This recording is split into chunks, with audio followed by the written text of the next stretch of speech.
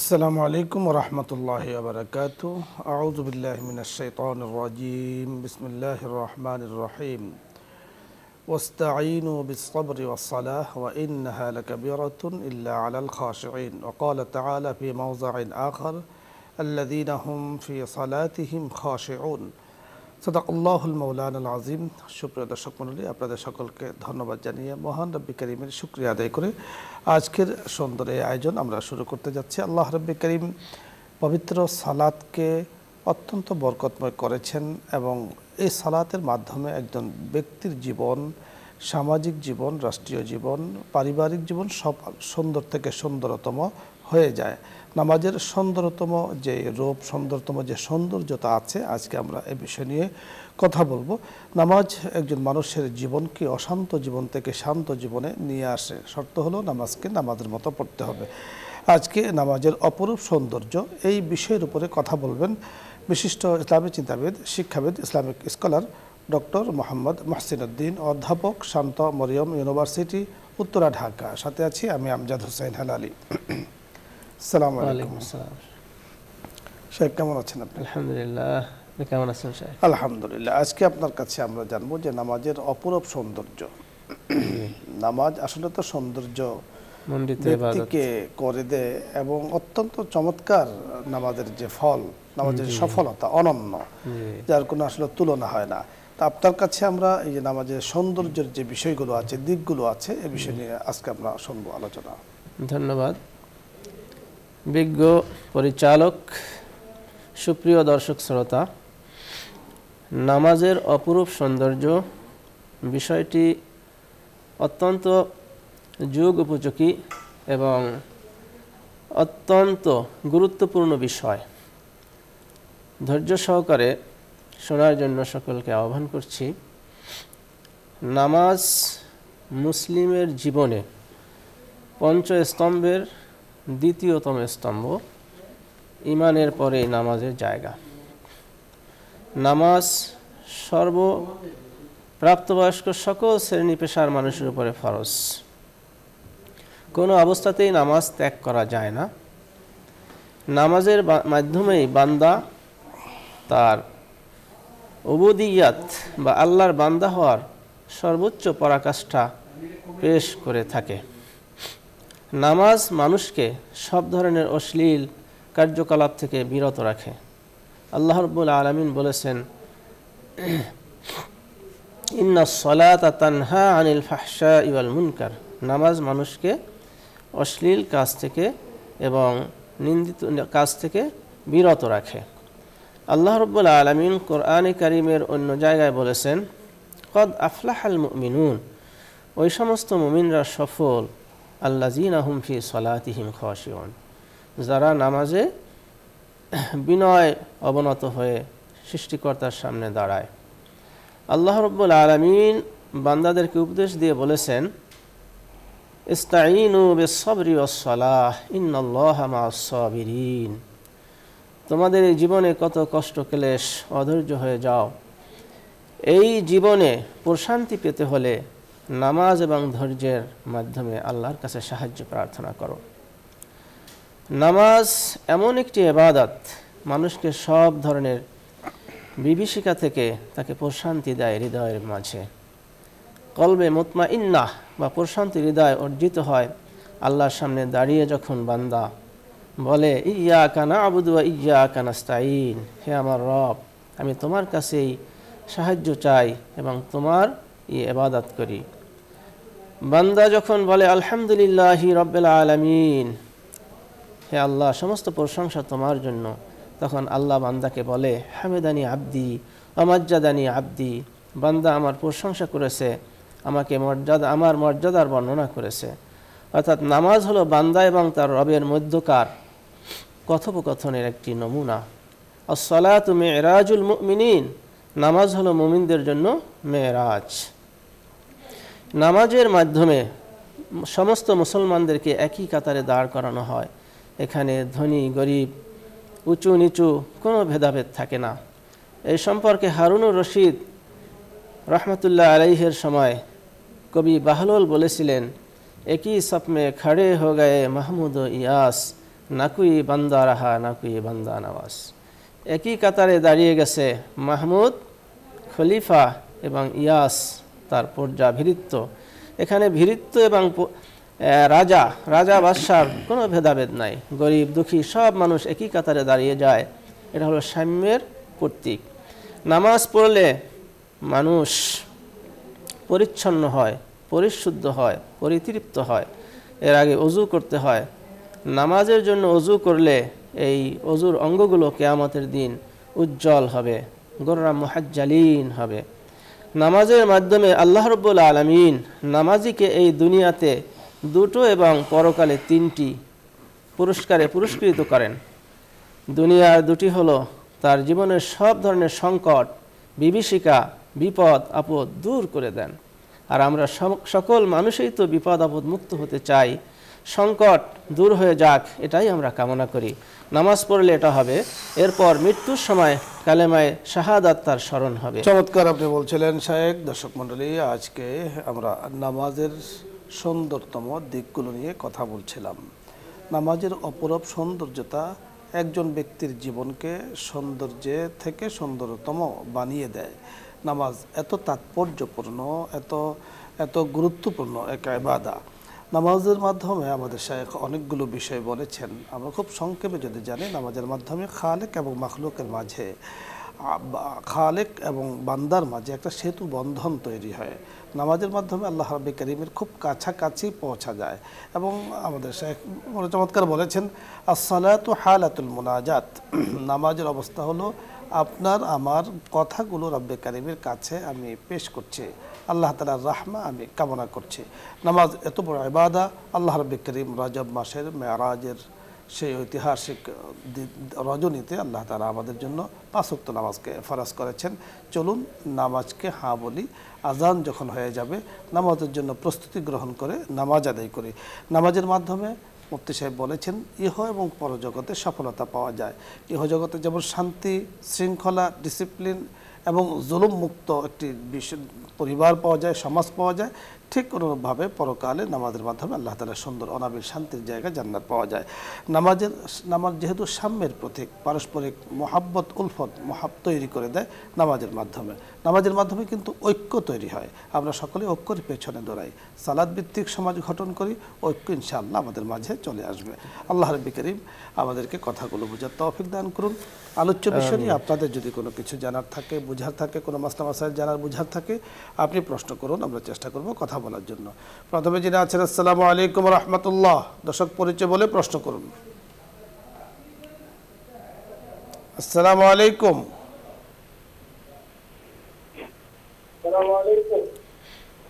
ওয়ালাইকুম আসসালাম হুজুর। জি, প্রশ্ন করুন। হুজুর, আমি এই যে থাকি খুলনায়, যদি আমি বরিশালে যাই, আমার কি কসর করা লাগবে? বাপের বাড়ি। জি, বুঝতে পেরেছি। আপনি সত্যি থাকুন, আমরা কথা বলছি।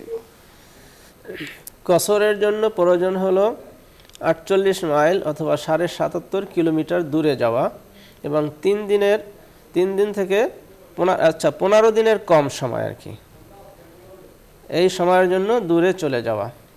এখন আপনি যেখানে যাচ্ছেন সেখানে আপনার স্থায়ী বসতি নাই, আপনি থাকেন ঢাকায়, সুতরাং নিজের খুলনায়, সুতরাং ঢাকা যদি আপনি আসেন আপনার কসর করতে হবে।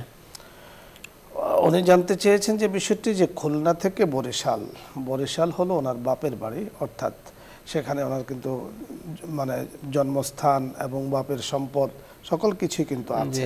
তো বাবার বাড়ি যেহেতু দূরত্ব যদি 77.5 কিলো হয়ে যায়, তাহলে দূরত্বের দিক থেকে তো মুসাফির, কিন্তু যেহেতু ওনার বাবার বাড়ি আর এটাকে অতনে আসলি মানে অতনে স্বামীর বাড়ি অতনে কামত, এটা হলো অতনে আসলি। আর স্বামীর বাড়িতে যদি উনি স্থায়ীভাবে বসবাস করেন সেটা হলো অতনে আসলি, এটা হলো অতনে কামত।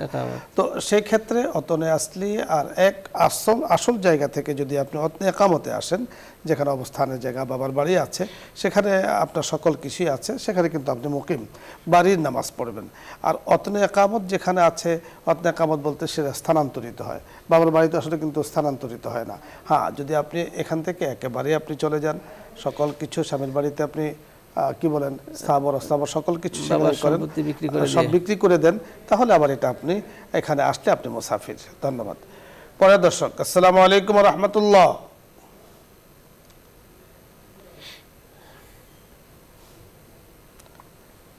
জি দর্শক, শুনতে পাচ্ছেন, প্রশ্ন করুন।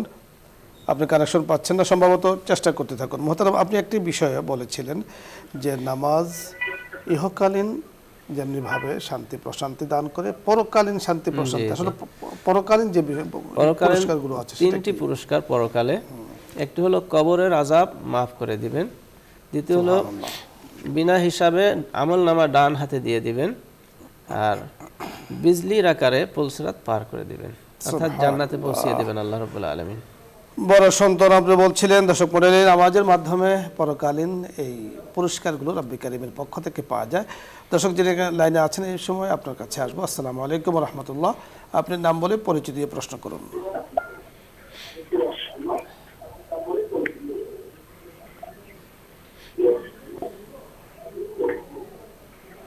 আসসালামু আলাইকুম। ওয়ালাইকুম আসসালাম ওয়া রাহমাতুল্লাহ। হযরত নারায়ণগঞ্জ থেকে। জি হযরত, প্রশ্ন করুন। সালাতুল ইশরাক এবং সালাতুল চাঁদ কয়টা বেলা কয়টা পর্যন্ত পড়তে পারবো? জি হযরত, ধন্যবাদ আপনাকে, আমরা আপনাকে জানিয়ে দিচ্ছি। সালাতুল ইশরাক, ইশরাক মানে সূর্য উদয় হওয়া। সূর্য উদয় হওয়ার পরে ইশরাক নামাজ পড়বেন 2 রাকাত। আর চাশত আমাদের এখানে বলা হয় 10টা থেকে 12টা আগ পর্যন্ত, সূর্য মানে হেলার আগ পর্যন্ত, হেলার আগ পর্যন্ত এই টাইমটা চাশত। এটা আসলে ফার্সি শব্দ, তো চাশত মানে দ্বিপ্রহরের আগের সময়টা, এই সময়ে 2 রাকাত নামাজ পড়া। আপনি যথার্থ বলেছেন, অর্থাৎ টাইম সবসময় একরকম থাকে না, উঠানামা করে। তো সেক্ষেত্রে মুফতি সাহেব যে বিষয়টি বলেছেন, যখনই সূর্য উঠুক, সূর্য ওঠার 23 মিনিট পর থেকে নিয়ে আপনি 9টা 10টা পর্যন্ত পড়তে পারবেন ইশরাকের নামাজ, সালাতুদ দুহার নামাজ, চাশতের নামাজ। এরপরে থেকে আপনি 11টা থেকে 11:30 পর্যন্ত, অর্থাৎ সূর্য হেলার আগ পর্যন্ত। সূর্য যখন হেলে যাবে তখন কিন্তু নামাজ পড়া আবার হারাম, আওকাতে মামনুআ বলা হয়। ওই সময় নামাজ পড়া যাবে না, কোনো নামাজই পড়তে হবে না, পড়া যাবে না। 3টা ওয়াক্ত আছে, যে 3 ওয়াক্তে নামাজ পড়া শরীরের দৃষ্টিতে জায়েজ নেই। সূর্য ওঠার সময়, সূর্য হেলার সময়, সূর্য ডোবার সময়, এই বিষয়গুলো খেয়াল রাখতে হবে। পরের দর্শক, আসসালামু আলাইকুম ওয়া রাহমাতুল্লাহ। আসসালামু আলাইকুম। ওয়ালাইকুম আসসালাম। ওয়ালাইকুম আসসালাম। হুজুর, আমার 3টা প্রশ্ন। জি বলুন। ওই যে পাগলা মসজিদ টিভিতে দেখায়, যে পাগলা মসজিদে অনেক সোনা দানা দেয়, ওখানে দান করে মানুষ, ওটা কি বৈধ যায়? জি, টাকা পয়সা। আর একটা প্রশ্ন হইল যে একজন মানে মা ওসিয়ত করে গেছে লিখিত, যে তার জমি জমা যেন সব সমান খায় সব ছেলে পেয়ে, কিন্তু 17 বছর হয়ে গেছে, সে হজও করে আসছে, কিন্তু সে মৃত্যু ব্যক্তির ওসিয়ত পূরণ না করলে কি পাপ আছে? 3 নম্বর প্রশ্ন। 3 নম্বর প্রশ্ন, যে একটু আগে একজন বলছিলেন ওই রকমই, যেমন আমার বাবার বাড়ি হয়েছে 21 কিলোমিটার, কিন্তু আমি সকালে যাই বিকেলে আসি। ধন্যবাদ আপনাকে। সকালে যান, বিকালে আসেন, আপনি সেখানে মুসাফির নয়, সেখানে বাবার বাড়িতে আপনি মুকিম, আপনি পুরো নামাজই পড়বেন। যে প্রশ্নটি করেছেন, আসলে পাগলা মসজিদ আর যে কোনো মসজিদে হতে পারে, তো পাগলা মসজিদের দানের পরিমাণটা একটু বেশি, তো সেক্ষেত্রে মসজিদের দান তো ভালো, মসজিদের দান নাজায়েজের কিছু নেই, মসজিদের দান করা যেতে পারে। মসজিদ তো দানের মাধ্যমে, জনগণের দানের মাধ্যমে চলে, হয় কোনো ব্যক্তি সেটাও দান করে চালান, অথবা 10-এর অর্থায়নে কিন্তু মসজিদ চলে। তো দান তো খুব ভালো জিনিস। আরেকটি বিষয় আপনি বলেছেন যে মা ওসিয়ত করেছেন, প্রশ্নটা বুঝতে পেরেছেন? বুঝতে পেরেছি। মা যদি ওসিয়ত করে যান যে তার সন্তানকে সমান দিতে হবে সম্পদ, এখন এটা তো কোরআন বিরোধী, শরীয়ত বিরোধী কথা হয়ে গেল। আল্লাহ রাব্বুল আলামিন বলছেন 2 কন্যা সমান 1 পুত্র, অর্থাৎ পুত্র পাবে 2 ভাগ, সন্তান পাবে, মেয়ে পাবে 1 ভাগ। তো এখন যদি মা বলে সমান দিতে হবে, তো কোরআন বিরোধী, শরীয়ত বিরোধী কথা হলো। এটা তো পালন করা যাবেই না, বরং পালন করলে গুনাহ হবে, করা যাবে না। শরীয়তে যেটা বলেছে সেটাই পালন করতে হবে। লিজ্জাকারি মিসলু হাজ্জিল উনসায়াইন, কোরআনে কারীমের আয়াতের উপরে আমল করতে হবে। আম্মাজান চলে গিয়েছেন, হয়তোবা ওনার এই বিষয়টি জানা ছিল না, এই জন্য হয়তোবা উনি ওইভাবে বলে গিয়েছেন। হয়তোবা তখন যখন বলেছেন, তখন যারা জানেন তাদের ওনাকে বোঝানো প্রয়োজন ছিল, যেহেতু বোঝানোর সুযোগ হয়নি, যে কোনো কারণে হোক, এখন শরীয়ত সম্মত বন্টন করতে হবে। পরে দর্শক, আসসালামু আলাইকুম ওয়া রাহমাতুল্লাহ।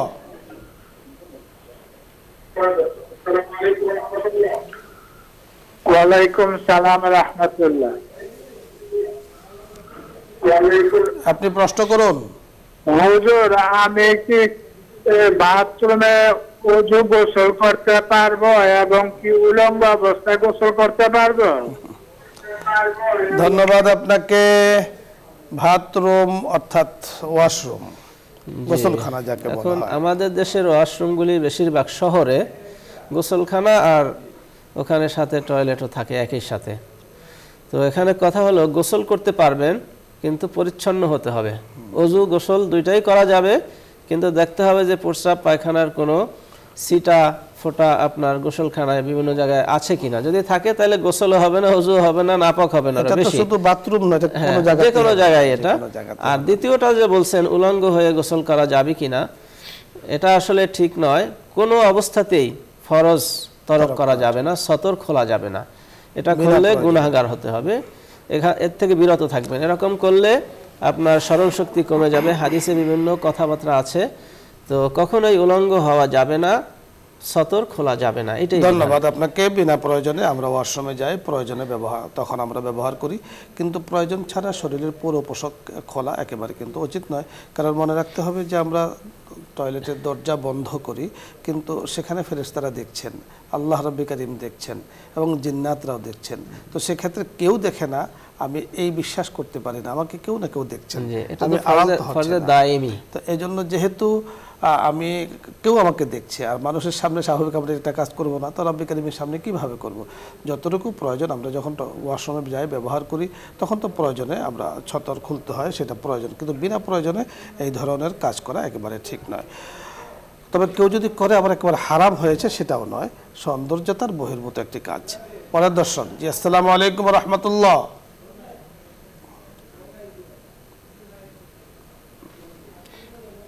জি দর্শক, আপনি চেষ্টা করছেন, কানেকশন পাচ্ছেন না। ধন্যবাদ আপনাকে। আমাদের হাতের সময় একদম নেই। শেখ, আপনাকে ধন্যবাদ জানাচ্ছি আজকে আমাদের সুন্দর আয়োজনে। আপনি বড় চমৎকার সুন্দর আলোচনা দর্শকদের জন্য উপহার দিয়েছেন। দর্শক মণ্ডলী, আজকে নামাজের সফলতা, নামাজি একজন ব্যক্তিকে সফলতা এনে দেয়, নামাজি একজন ব্যক্তিকে শান্তি এনে দেয়, একজন ব্যক্তির অন্তরের প্রশান্তি নামাজের মাধ্যমে চলে আসে। আমরা অনেক সময় প্রশান্ত হৃদয়ের জন্য অশান্ত হয়ে যাই, আসলে এটা কিন্তু উচিত নয়। প্রশান্ত হৃদয় নামাজের মাধ্যমে চলে আসে, জিকিরের মাধ্যমে আসে। আল্লাহ তাআলা আয়াত নাযিল করে জানিয়ে দিয়েছেন, আলা বিযিকরিল্লাহি তাতমাইন্নুল কুলুব, অন্তরের প্রশান্তি আসে রাব্বি কারীমের জিকিরের মাধ্যমে।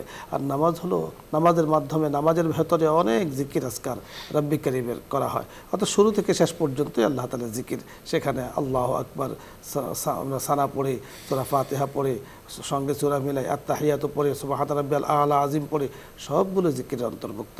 সেজন্য আল্লাহ রাব্বুল কারীম আমাদের অশান্ত হৃদয়কে প্রশান্ত বানিয়ে দেন, আল্লাহ তাআলার কাছে সে কামনা করছি। আল্লাহ তাআলা আমাদেরকে নামাজের মতোই বড় ইবাদত নিয়ম তান্ত্রিকতার সাথে যথা সময়ে আদায় করার তৌফিক দান করুন। সকলে ভালো থাকুন, আগামী অনুষ্ঠানগুলোর সাথে থাকুন, এই আশাবাদ ব্যক্ত করে আজকের মতো বিদায় নিচ্ছি। আসসালামু আলাইকুম ওয়া রাহমাতুল্লাহি ওয়া বারাকাতুহু। اللهم صل على سيدنا ونبينا وشفيعنا وحبيبنا ومولانا محمد صلى الله عليه وعلى آله وأصحابه وبارك وسلم. اللهم صل على سيدنا ونبينا وشفيعنا وحبيبنا وطبيبنا وطبيب قلوبنا ومولانا محمد صلى الله عليه وعلى آله وأصحابه وبارك وسلم. الحمد لله رب العالمين. ربنا ظلمنا أنفسنا وإن لم تغفر لنا وترحمنا لنكونن من الخاسرين. ربنا وآتنا ما وعدتنا على رسلك ولا تخزنا يوم القيامة إنك لا تخلف الميعاد. ربنا إننا سمعنا مناديا ينادي للإيمان أن آمنوا بربكم فآمنا. ربنا فاغفر لنا ذنوبنا وكفر عنا سيئاتنا وتوفنا مع الأبرار. اللهم انصرنا فإنك خير الناصرين. اللهم افتح لنا فإنك خير الفاتحين. واعف عنا واغفر لنا وارحمنا أنت مولانا فانصرنا على القوم الكافرين اللهم بارك لنا في رجب وشعبان وبلغنا رمضان اللهم بارك لنا في رجب وشعبان وبلغنا رمضان اللهم ادخله علينا بالأمن والإيمان والسلامة والإسلام ورضوان من الرحمن وجوار من الشيطان يا أرحم الراحمين يا الله يا كريم गुनाहगार हम गुनाहगार तुही कादिर जलीलुल्लाह निगाहदार या अल्लाह गुनाह হয়ে গিয়েছে শয়তান ধোঁকায় পড়ে অনেক গুনাহ আমাদের দ্বারা করিয়ে নিয়েছে মাওলাই করিম মেহেরবানি করে শয়তানের ধোঁকা থেকে আমাদেরকে হেফাজত করেন যত গুনাহ হয়েছে মেহেরবানি করে আপনি maaf করে দেন মাওলাই করিম আপনার দরবারে হাত তুলেছি বড় আশা নিয়ে तेरे दर पर हाथ फैलाता है जो पा ही लेता ओ है हर मकसूद को हर गरी देने के तो तैयार है जो न मंगे उससे तो बेजार है या अल्लाह আপনার কাছে চাইলে পাওয়া যায় মেহেরবানি করে চাওয়ার মতো আমরা চাইতে পারি না তারপরেও যেহেতু আপনার নগণ্য বান্দা আপনি তো সৃষ্টি করেছেন মেহেরবানি করে ইয়া আল্লাহ আমাদের দোয়াকে কবুল করে নেন যে আয়োজনে বসে আপনার শাহী দরবারে হাত তুলে আছে আয়োজনকে আপনি কবুল করে নেন ইয়া আল্লাহ যে চ্যানেলে বসে মাওলাই করিম হাত তুলেছে চ্যানেলকে কবুল করে নেন যেই এলাকাতে বসে হাত তুলেছি যে দেশে বসে হাত তুলেছি মেহেরবানি করে আপনি কবুল মঞ্জুর করে নেন বসুন্ধরা পরিবারকে কবুল করে নেন চেয়ারম্যান মহোদয়কে কবুল করে নেন পরিবারের সদস্যবৃন্দ যারা আছেন আমরা যারা আছি দেশের নাগরিক যারা আছেন तमाम জাহানের উম্মতে মুসলিমকে আপনি কবুল করে নেন ইয়া আল্লাহ বরকতময় জিন্দেগির ফয়সালা করে দেন বরকতময় রিজিকের ফয়সালা করে দেন বরকতময় আমলের ফয়সালা করে দেন মাওলাই করিম বরকতময় ইবাদতের ফয়সালা করে দেন বরকতময় নামাজের ফয়সালা করে দেন মাওলাই করিম নামাজের সুন্দরতম দিকগুলো নিয়ে কথা আমরা বলেছি আমরা নালায়েক আমরা যোগ্য নামাজের মতো মহা ইবাদত মাওলাই করিম আমাদেরকে নিয়মতান্ত্রিকতার সাথে প্রতিনিয়ত 5 ওয়াক্ত আদায় করার তৌফিক দান করেন নামাজের মাধ্যমে আল্লাহ আপনার নৈকট্যতা হাসিল করার তৌফিক দান করেন আমাদের ব্যক্তি জীবন থেকে সামাজিক রাষ্ট্রীয় জীবনে নামাজের বিধানকে আপনি চালু করে দেন কলবে কলবে ইয়া আল্লাহ নামাজের মোহাব্বত আপনি ঢেলে দেন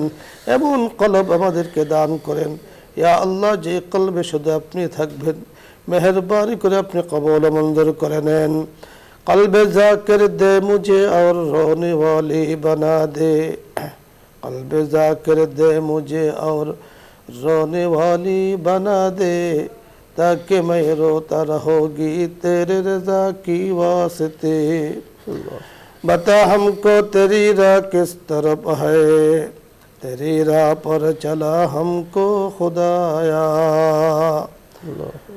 बुजुर्गी नफ्स की ख्वाहिश है अफसोस तकब्बुर से बचा हमको खुदाया न जापन से न जर्मन से हो निस्बत हमें उश्शाक काबा कर खुदाया या अल्लाह काबार आशिक আমাদেরকে বানিয়ে দেন মদিনার আশিক আমাদেরকে বানিয়ে দেন মেহেরবানি করে জীবনে বারবার যাওয়ার তৌফিক দান করেন আপনার হাবিবের খাঁটি উম্মত হওয়ার তৌফিক দান করেন মাওলাই করিম মেহেরবানি করে আমাদের দোয়াকে আপনি কবুল মঞ্জুর করে নেন আমিন বিহরমতে সাইয়্যিদুল মুরসালিন আলহামদুলিল্লাহি রাব্বিল আলামিন।